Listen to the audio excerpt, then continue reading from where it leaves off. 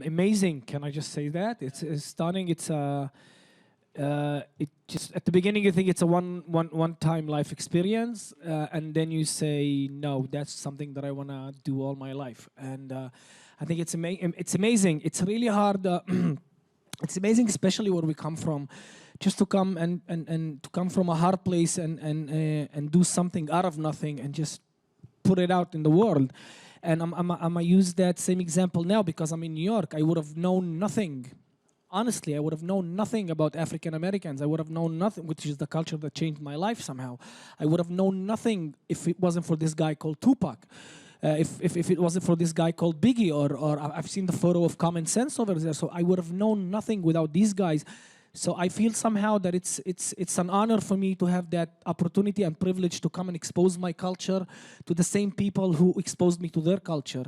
So I'm just happy and thrilled, and I just hope that you know, it's beyond for me. It's beyond the Statue of Liberty or Trump, or it's just for me coming to exchange cultures the same way, which is the basics of this place is music for me, and I'm very privileged to come and to have that opportunity to pay it back. That's Yeah, absolutely. How about you guys?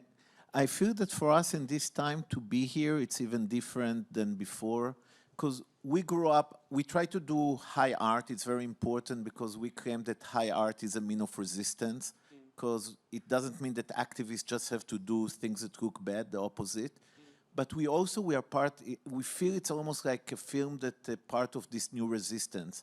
Because what happened now here, it's not by coincidence that Black Lives Matters are supporting in solidarity with the Palestinian people. There is a place of what is to be oppressed and not to be, and to speak it through, in one hand, very particular language, to speak about Palestine, Lud, the food we eat, like very careful, but in the other hand, hip hop, youth that try to fight for freedom, for that women's rights should be together with civil rights, with race rights, that you cannot speak about the one without the other.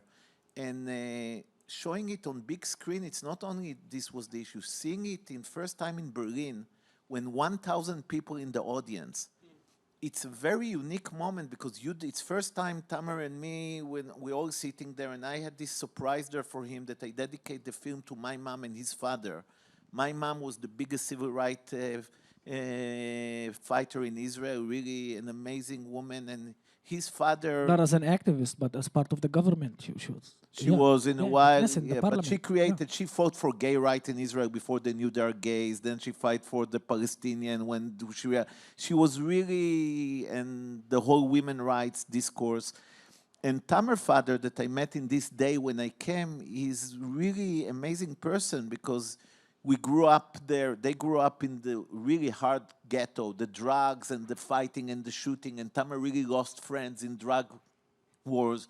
And his father was so amazing, a person that in one hand voting for the Communist Party and prayed the Quran and keep the values of both things, of universality and his faith together, and keep Tamer and bring him to be what he is in this hood. And right now he's the leader of a whole movement of new Palestinians that fight for freedom, fight for women's rights, fight for equality. A lot is because of this father, and to see the name of his father and my mom in front of this audience, and they got us.